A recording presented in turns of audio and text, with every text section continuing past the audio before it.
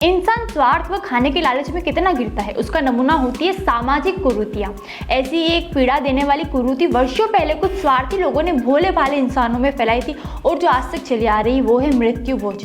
मानव विकास के रास्ते में गंदगी कैसे पनप गई समझ से परे है।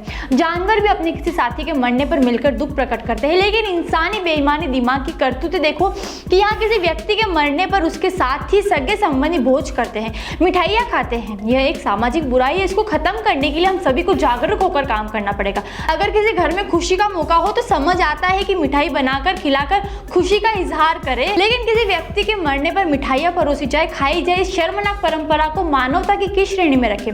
इंसान की गिरावट को मापने का पैमाना कहाँ खोजे? इस भोज के भी अलग अलग तरीके हैं। कहीं पर ये एक दिन में किया जाता है तो कहीं तीसरे दिन से शुरू होकर 12वें 13वें दिन तक चलता है।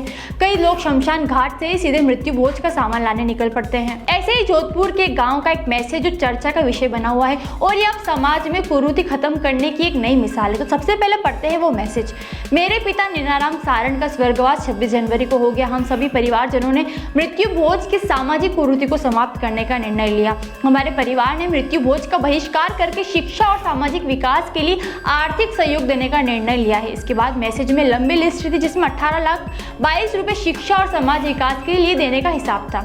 मैसेज की सच्चाई और इस पहल की पीछे की कहानी जानते हैं। तो 200 घर वाले गांव में हर तरफ इसी मैसेज की चर्चा हो रही थी। लोग बोले गांव के इतिहास में पहली बार ऐसा हो रहा है कि कोई परिवार मृत्यु भोज खत्म कर रहा है। ऐसा करने का जब कारण पूछा गया तो डॉक्टर बलदेव सिंह चौधरी बोले कि इसी मृत्यु भोज के कारण मेरी पढ़ाई छूट गई, माँ के गहने बिक गए, 2 बहनों का बाल विवाह करना पड़ा। 40 साल से कुप्रथा हमारे परिवार को जकड़े हुए थी। 1982 की बात है। मेरे पिता नीनाराम और दादा शेराराम के गाँव में काफी इज्जत थी। दादा शेराराम को पूरे गाँव मानता था क्योंकि वे सबसे ज्यादा 5वीं तक पढ़े थे। मैं उस समय 9वीं क्लास में था। परिवार ने पढ़ाई के लिए जोधपुर भेजा। वहाँ महेश स्कूल में पढ़ता था।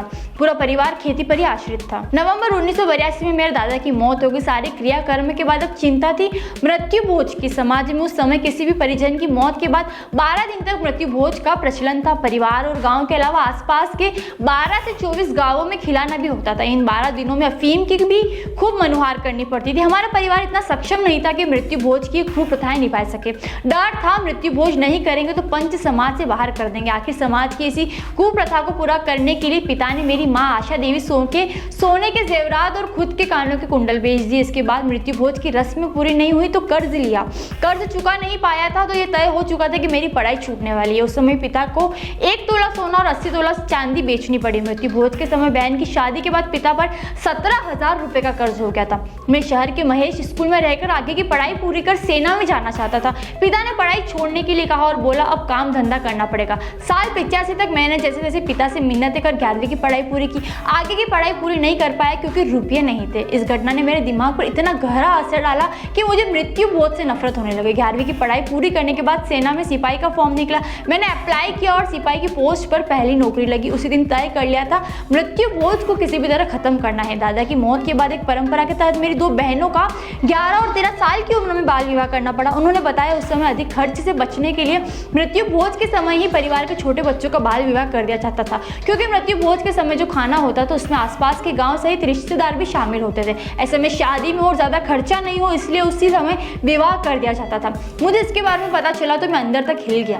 मैंने उसी दिन ठान लिया था कि जब मेरे साथ मृत्यु भोज जैसा विकल्प होगा तो मैं इसे करने नहीं दूंगा। 40 साल तक मैंने खुद ने मृत्यु भोज नहीं किया। समाज के लोगों को ऐसा नहीं करने से मना करता तो मुझे ताने देते, मेरे पे विरोध करते और मैंने कई विरोध भी सहन किए। मेरे पिता नीनाराम का 81 साल की उम्र में 26 जनवरी को देहांत हो गया था। मैंने मृत्यु भोज नहीं करने का निर्णय लिया तो समाज के लोगों ने विरोध शुरू कर दिया। दबाव भी बनाया कि पिता पंच थे और समाज की सभाओं में भी जाते थे। लोगों ने मृत्यु भोज के लिए कहा लेकिन मैंने साफ इनकार कर दिया। अपने भाई और परिवार के लोगों को बता दिया था मैं ऐसा करने नहीं दूंगा, क्योंकि मैं नहीं चाहता था कि मेरे आने वाली पीढ़ी पर इसका असर हो। ऐसा ना हो कि हमारे बच्चों को जमीन बेचने की नौबत आ जाए। परिवार को भी समझाया कि जो मेरे साथ हुआ वैसा मैं अपने बच्चों व परिवार के साथ नहीं होने दूंगा। कर्नल चौधरी के परिवार के लोगों ने बताया कि ग्रामीण परिवेश में मृत्यु भोज करना आम व्यक्ति के लिए काफी मुश्किल है। एक अनुमान के मुताबिक इस पर करीब 20 से 40 लाख रुपए तक का खर्चा आता है। इसमें सबसे ज्यादा खर्चा अफीम की मनुहार पर होता है जिसका 8 से 10 लाख का खर्चा होता है। इसके अलावा मृत्यु भोज में 12 दिन तक समाज और परिवार का खाना चलता रहता है।